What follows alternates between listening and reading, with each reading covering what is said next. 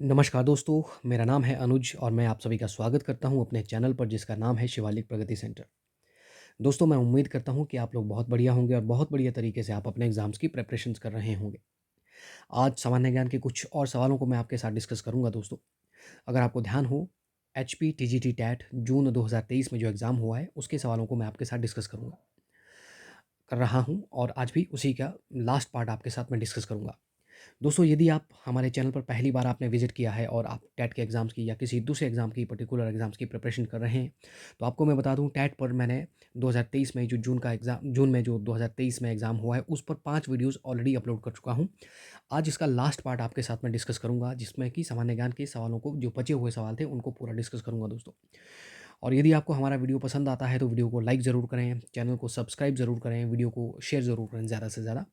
चलिए, आपका अधिक समय ना लेता हुआ आज के वीडियो की शुरुआत करता हूं और क्वेश्चन नंबर 136 देखें। क्वेश्चन नंबर 136 है कि भारत में आयोजित होने वाले G20 समिट की थीम क्या है? ऑप्शन ए सतत विकास के लिए वैश्विक भागीदारी, ऑप्शन बी वसुधैव कुटुंबकम, ऑप्शन सी सांस्कृतिक विविधता, ऑप्शन डी उपरोक्त में से कोई नहीं।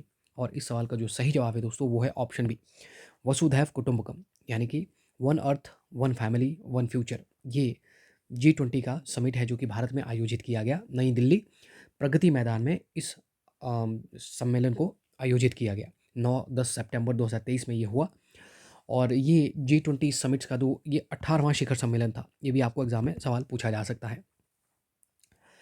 चलिए, नेक्स्ट क्वेश्चन देखते हैं, क्वेश्चन नंबर 137। और क्वेश्चन नंबर 137 है कि शिमला का गेटी थिएटर आम लोगों के लिए कब खोला गया? ऑप्शन ए है दोस्तों, ऑप्शन ए है 30 मई 1887, ऑप्शन बी है 30 मई 1884, ऑप्शन सी है 30 मई 1890, ऑप्शन डी है 30 जून 2001। तो इस सवाल का जो सही जवाब है दोस्तों, वो है ऑप्शन ए, इसका सही जवाब है, यानी कि 30 मई 1887 को गेटी थिएटर आम लोगों के लिए खोला गया। गेटी थिएटर का जो निर्माण किया है, इसके जो आर्किटेक्चर है दोस्तों, उनका नाम हेनरी इरविन था। ये भी आपको सवाल पूछा जा सकता है। एग्जाम में सवाल पूछा गया है कि कई पिछले कुछ एग्जाम में सवाल पूछा गया है कि गेटी थिएटर पर परफॉर्म किया जाने वाला पहला जो नाटक था, उसका नाम क्या था? तो उसका नाम था टाइम विल टेल। ये भी आपको सवाल पूछा जा सकता है। चलिए, क्वेश्चन नंबर 138 है, बिलासपुर नलवाड़ी मेले का विचार निम्न में से किसके द्वारा प्रकट किया गया था? Option A Harishchandra, option B doctor Y S Parmar, option C W Goldstein, option D Lord Amherst. तो इस सवाल का जो सही जवाब है दोस्तों, वो ऑप्शन सी है। बिलासपुर में जो नलवारी मेला लगता है, ये पशुओं के व्यापार के लिए बहुत फेमस है।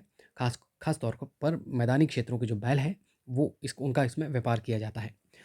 और डब्ल्यू गोल्डस्टीन के द्वारा ये विचार सबसे पहले प्रकट किया गया। डॉक्टर वाई एस परमार है दोस्तों, ये हिमाचल प्रदेश के पहले मुख्यमंत्री हैं। इनको हिमाचल निर्माता भी कहते हैं।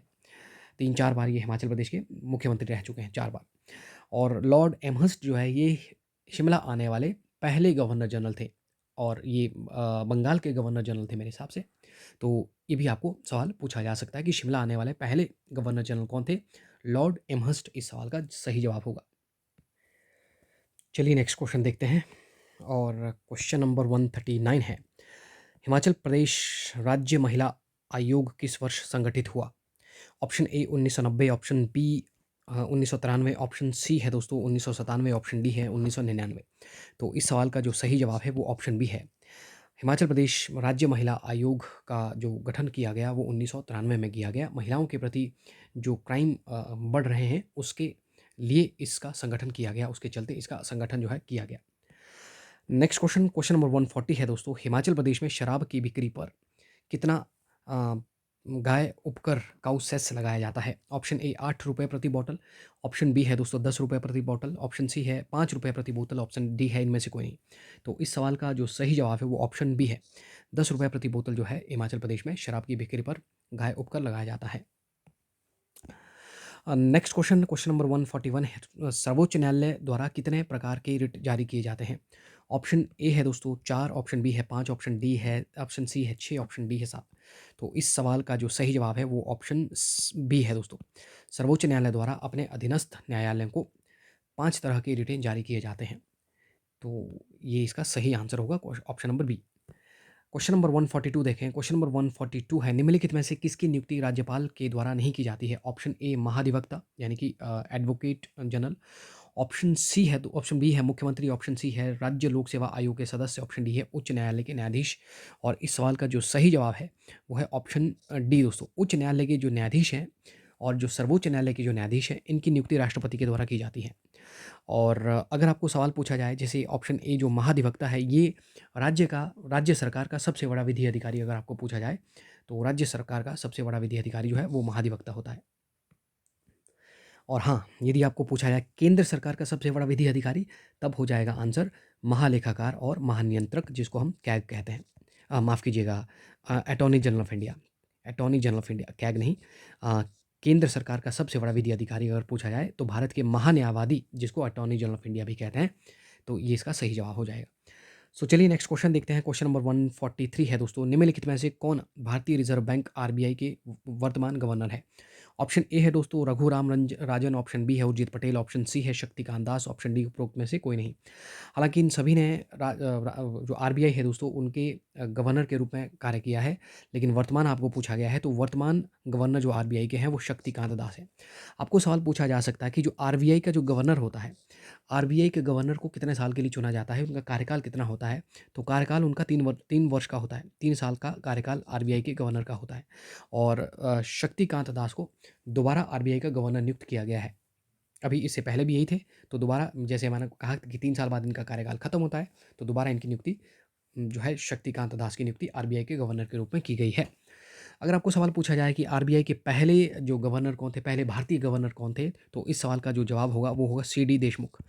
सी डी देशमुख जो है ये आरबीआई के पहले भारतीय गवर्नर थे।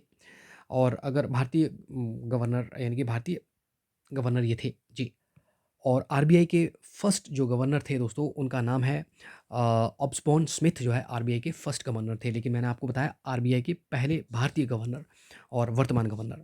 आरबीआई को दोस्तों जो सेंट्रल बैंक, जो आरबीआई को बैंकों का बैंक भी कहते हैं, और आरबीआई की स्थापना 1935 में हुई है। ये भी आपको सवाल पूछा जा चुका है, पूछा जा सकता है, दोबारा भी पूछा जा सकता है। और आरबीआई का राष्ट्रीयकरण अगर आपको पूछा जाए, नेशनलाइजेशन आरबीआई का कब हुआ, तो आंसर हो जाएगा 1949। चलिए नेक्स्ट क्वेश्चन देखते हैं। क्वेश्चन नंबर 144 है, कौन सा देश नाटो सुरक्षा गठबंधन का 31वां सदस्य बना? Option A Norway, option B Finland, option C Denmark, option D Netherlands. तो इनका जो सही जवाब है दोस्तों इस सवाल का वो है ऑप्शन बी। फिनलैंड जो है ये नाटो का 31वां सदस्य बना है। नाटो की स्थापना जो है वो 4 अप्रैल 1949 को हुई है। ये भी आपको सवाल पूछा जा सकता है। नाटो की फुल फॉर्म आपको पूछी जा सकती है north Atlantic treaty organisation. North Atlantic treaty organisation ये नाटो की फुल फॉर्म है, जिसकी स्थापना 1949 में हुई है। और फिनलैंड जो है 31वां देश नाटो सुरक्षा गठबंधन को ज्वाइन करने वाला बना है अभी रिसेंटली। नेक्स्ट क्वेश्चन देखते हैं। क्वेश्चन नंबर 145 है दोस्तों। क्वेश्चन नंबर 145 है कि पूर्वी तटीय मैदान के दक्षिण भाग को क्या कहा जाता है? ऑप्शन ए कोंकण तटीय मैदान, ऑप्शन बी गुजरात के मैदान, ऑप्शन सी कोरोमंडल तटीय मैदान, ऑप्शन बी मालाबार तटीय मैदान। तो इस सवाल का जो सही जवाब है दोस्तों वो ऑप्शन सी है। ऑप्शन सी कोरोमंडल तटीय मैदान जो है ये पूर्वी तटीय मैदान के दक्षिण भाग को कहा जाता है। अगर सवाल पूछा होता कि पूर्वी तटीय मैदान के उत्तरी भाग को कहा जाता है, तो उत्तरी भाग को कहा जाता है उत्तरी सरकार। उत्तरी सरकार जो है ये पूर्वी तटीय मैदान के उत्तरी भाग को, नॉर्दर्न पार्ट को कहा जाता है। अब ये जो कोंकण तट है ये पश्चिमी तटीय मैदान के उत्तरी भाग को कहते हैं। और मालाबार तट जो है, मालाबार तट जो कि भारत में केरल में है, ये पश्चिमी तटीय मैदान के दक्षिण भाग को कहा जाता है। ये आपको इस तरह से एग्जाम में सवाल पूछे जा सकते हैं। तो चलिए नेक्स्ट क्वेश्चन देखते हैं। क्वेश्चन नंबर 146 है, भारत का रूर प्रदेश किसे कहा जाता है? ऑप्शन ए अरावली पहाड़ियाँ, ऑप्शन बी छोटा नागपुर का पठार, ऑप्शन सी मलयालम द्वीप, ऑप्शन डी पीर पंजाल पर्वत श्रृंखला। तो इस सवाल का जो सही जवाब है वो ऑप्शन बी है दोस्तों। भारत का रूर प्रदेश जो है छोटा नागपुर के पठार को कहा जाता है, जिसका अधिकांश हिस्सा झारखंड पश्चिम बंगाल में आता है।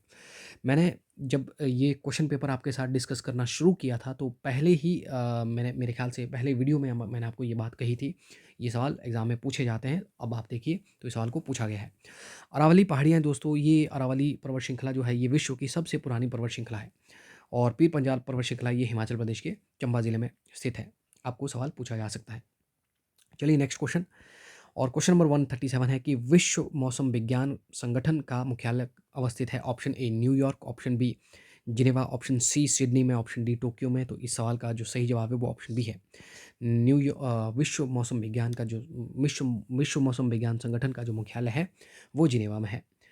नेक्स्ट क्वेश्चन देखते हैं, क्वेश्चन नंबर 148 दोस्तों। और क्वेश्चन नंबर 148 है कि विश्व वेटलैंड दिवस कब मनाया जाता है। ऑप्शन ए 2 जनवरी, ऑप्शन बी 2 फरवरी, ऑप्शन सी 4 मार्च, ऑप्शन डी है दोस्तों 4 अप्रैल।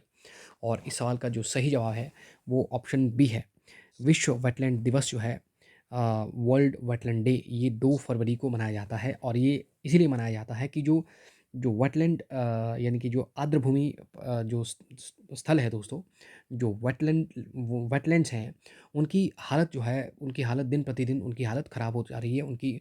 इसीलिए 2 फरवरी 1971 को ईरान के रामसर नामक स्थान पर एक कन्वेंशन किया गया, कन्वेंशन की शुरुआत की गई। और उसमें जो जो वेटलैंड्स हैं उनको उनको उनके संरक्षण को ध्यान में रखना है, उनका हमें संरक्षण करना है, इसीलिए ये कन्वेंशन किया गया था 2 फरवरी 1971 को। तो इसीलिए इसी याद में वो विश्व वेटलैंड दिवस मनाया जाता है 2 फरवरी को। तो नेक्स्ट देखते हैं, मैंने कई बार आपको बताया है दोस्तों कि जब आप एग्ज़ाम देने के लिए जाते हैं, खासकर टैट के एग्ज़ाम, तो उसमें डेज़ पूछे जाते हैं। कई ऐसे एग्ज़ाम हुए हैं टैट के जिनमें 2-3-3 डेज़ पूछे गए हैं। तो चलिए देखते हैं नेक्स्ट क्वेश्चन। क्वेश्चन नंबर 149 है, वर्तमान में संयुक्त राष्ट्र संघ के महासचिव कौन है। Option A Joe Biden, option B Antonio Guterres, option C S Jaishankar, option D उपरोक्त में से कोई नहीं। तो इस सवाल का जो सही जवाब है वो ऑप्शन बी है। एंटोनियो गुटेरेस जो है वर्तमान में संयुक्त राष्ट्र संघ के महासचिव है। मैंने पहले भी बात की है कि संयुक्त राष्ट्र संगठन से आपको सवाल पूछे जाते हैं और मुझे लगता है यही इसी पेपर में जून 2023 में जो एग्ज़ाम हुआ, इसमें 2 या 3 क्वेश्चन जो है यूएनओ से पूछे गए हैं। और अगर आपको सवाल पूछा जाए कि जो संयुक्त राष्ट्र महासंघ है, इसके जो महासचिव होते हैं उनका कार्यकाल कितना होता है, तो कार्यकाल उनका 5 वर्ष का होता है। 5 वर्ष उनका कार्यकाल होता है। हालाँकि इनको दोबारा भी चुना जा सकता है, जैसे एंटोनियो गुटेरेस को दोबारा चुना गया है, तो 5 वर्ष के बाद इनको दोबारा भी चुना जा सकता है। एस जयशंकर जो है ये भारत के विदेश मंत्री हैं, जो बाइडेन अमेरिका के राष्ट्रपति हैं।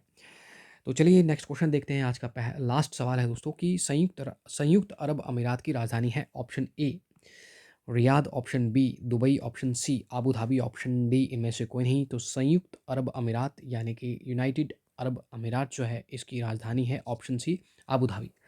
एग्ज़ाम में जाएँ दोस्तों, राजधानियों को ज़रूर देख के जाएँ। करेंसीज़, इम्पोर्टेंट देशों की इम्पोर्टेंट करेंसीज़, इम्पोर्टेंट कैपिटल्स, ये आपको एग्ज़ाम में कई बार पूछी जाती हैं। और जो जो व्यक्ति होते हैं उनको जो टाइटल्स दिए होते हैं या व्यक्तियों के जो उपनाम दिए होते हैं, उन इन डेज़ आपको एग्ज़ाम में पूछे जाते हैं, किताबें आपको एग्ज़ाम में पूछी जाती हैं। तो एग्ज़ाम में जाने से पहले इन पर 1-2 नज़र ज़रूर मार के जाएँ दोस्तों, एग्ज़ाम में कई बार यहाँ से सवाल बनते हैं। तो दोस्तों ये मैंने आपके साथ एचपी टीजीटी टैट का जो एग्ज़ाम जो जून 2023 में हुआ था, उसको कंप्लीटली मैंने आपके साथ डिस्कस किया। और इसी तरह और भी वीडियोस मैं आपके साथ आपके लिए लेकर के आता रहूँगा। मैंने आपको बताया था कि मैं कोशिश करूँगा कि आपके एग्ज़ाम से पहले एटलीस्ट 3 क्वेश्चन पेपर, माफ़ कीजिए, 5 क्वेश्चन पेपर आपके साथ डिस्कस करूँगा, ताकि अधिक से अधिक सवाल जिनको एग्ज़ाम में पूछा जाता है उनको मैं आपके साथ डिस्कस करूँ। तो अपने एग्ज़ाम्स की प्रिपरेशन बहुत ज़ोरदार तरीके से यूँ ही चलाए रखें दोस्तों, ज़रूर आपका टैट क्वालिफ़ाई होएगा। तो वीडियो अगर आपको पसंद आया है तो वीडियो को लाइक ज़रूर करें दोस्तों, वीडियो को शेयर ज़रूर करें और चैनल को सब्सक्राइब ज़रूर करें। जल्द ही मुलाकात होगी आपके साथ फिर, तब तक के लिए जय हिंद, जय भारत।